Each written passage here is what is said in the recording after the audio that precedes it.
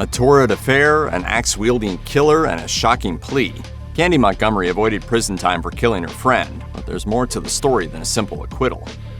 Decades before the infamously brutal murder that made headlines across the nation, Candace Wheeler was a typical Army brat. Her father, a radar technician, had been stationed at a number of different military bases. She moved frequently as she was growing up, and by the early 1970s, she was working as a secretary and met her future husband, an electrical engineer for Texas Instruments named Pat Montgomery. For the first few years of their marriage, there were little to no signs of the issues that would arise later.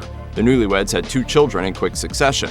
First, the couple had a daughter, Jenny, in 1973, followed by their son, Ian, in 1974. It was not until the family left a more urban environment and bought a home in the small town of Fairview, Texas in 1977 that the monotony of domestic life caused cracks to form in Candy's relationship with Pat. Those who moved to the Texas countryside in the 1970s did so because they were trying to stay away from the ever-expanding city of Dallas, which they viewed as busy, crowded, and crime-riddled, according to Texas Monthly. One of the main gathering places in the area was a small church, the Methodist Church of Lucas. It was there that Betty Gore and Candy Montgomery first met. The two were heavily involved in the church and became inextricably linked in the years to come. Montgomery confided in close friends that she wanted to have an affair. She was married, but felt as though her life had grown stale. Eventually, Montgomery engaged in an extramarital affair with Gore's husband, Alan, to shake up what she saw as her boring life. In 1978, a brief moment on a volleyball court during a friendly summer match at church was the beginning of it all. Candy Montgomery and Alan Gore were 2 of the players, and when both went after the ball at the same time, they accidentally ran into each other. While no one was hurt in the collision, it did have a profound impact on Montgomery. Reportedly, the mere smell of the other man stirred something inside of her. She had been contemplating the idea of having an affair and decided that Gore would be the man she'd have it with. Montgomery's desire increased as the weeks passed and the two talked more often, casually flirting. After another volleyball game, she took the initiative to ask point blank if he would be interested in having an affair. She went on to add that she had been thinking about it a lot. I'd like to have an affair. Because of his marriage to Betty Gore, Alan was hesitant at first. But then on Montgomery's 29th birthday, she received a surprise when Alan called to talk more about the proposition. After a few more discussions that failed to move the needle, Montgomery eventually told him, "It's up to you, Alan. I know I can do it. I know I can act in an adult fashion and not take unnecessary risks. I've made up my mind, so just tell me if you want to do it." A few days later, he told her he was ready, and the fateful affair began. As some of the passion in the affair between Candy and Alan began to fade, the two decided to take a break. Because Betty was pregnant, Candy and Alan agreed it was not the right time to carry on with their relationship. Up to that point, Montgomery's secret adultery with Betty's husband had not affected their friendship, so she saw nothing wrong with planning a surprise baby shower for her friend. The celebration was a great success for all of those who attended, not least of which for Betty, who was said to enjoy the thoughtful gifts and delicious cake. On the other hand, the time spent away from each other during the rest of Betty's pregnancy turned out to be disastrous for Montgomery and Alan's fiery affair. Even though the two did continue their infidelity, it was not long after that they were forced to stop. Betty, it turned out, had grown suspicious that something was going on. According to the Dallas Morning News, the night before Betty Gore's death, her daughter slept over at Candy Montgomery's house. The next day, Montgomery stopped by Gore's house. Gore allegedly asked her about the affair, which up to that point Montgomery thought she was unaware of.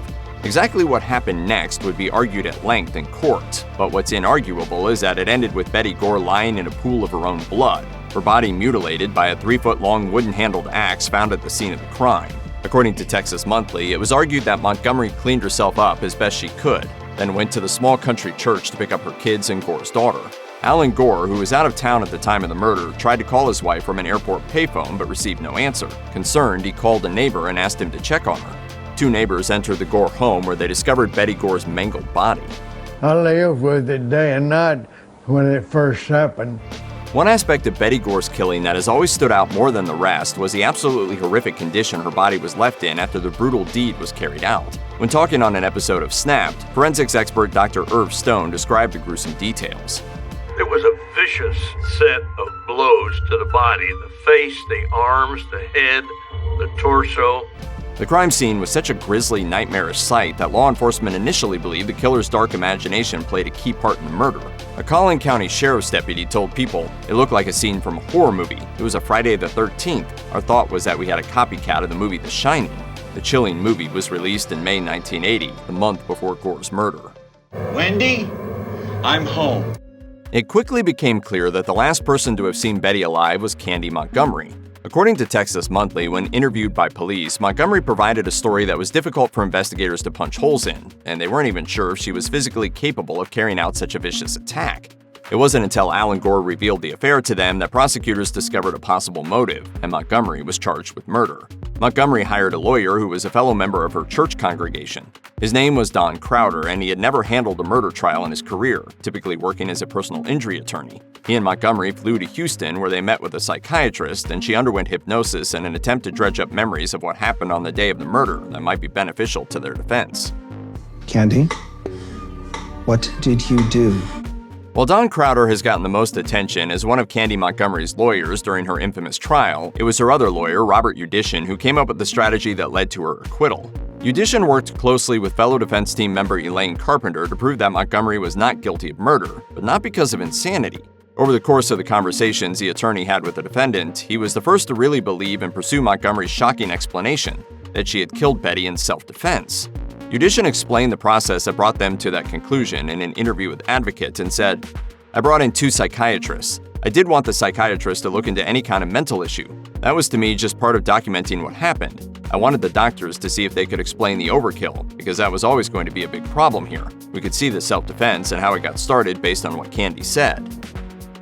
The murder of Betty Gore was shocking, and the surprises only continued with the introduction of the self-defense argument. Given the details of the crime, including the part about 41 axe wounds, an attempt at a self-defense argument seemed unimaginable and perhaps even foolish. I was just shocked. I was just completely in shock. According to the Dallas Morning News, a psychiatrist who had hypnotized Montgomery testified that she went through a dissociative episode while struggling with Betty Gore over the axe. In his opinion, Montgomery had reacted in a moment of great distress and was unaware of how many times she had struck Gore. He also suggested that childhood trauma may have played a role in her actions. In another shocking twist, the jury ended up being convinced by the defense's argument. Montgomery was acquitted on all charges. One juror told the Dallas Morning News that the jury was not hung up on the alleged number of times Gore was wounded, saying, "We determined it never had a bearing on the verdict at all, whether it was 1 gunshot or 1,000 whacks." In the aftermath of the trial, the Montgomery family left Texas. They moved to Georgia, and Candy and her husband eventually got divorced. Reporting suggests that Candy Montgomery, believed to be going by her maiden name Candace Wheeler, lives in Georgia, where she works in the mental health field helping both teens and adults. The story of Betty Gore's murder sounds like it was made for Hollywood, and Hollywood seems to feel that way as well. In 1990, the first adaptation of the story, a TV movie called A Killing in a Small Town, aired on CBS. Hulu's Candy, a 5-episode limited series starring Jessica Biel in the title role, began streaming in May 2022. And HBO Max's Love and Death, starring Elizabeth Olsen, is set to premiere in April 2023.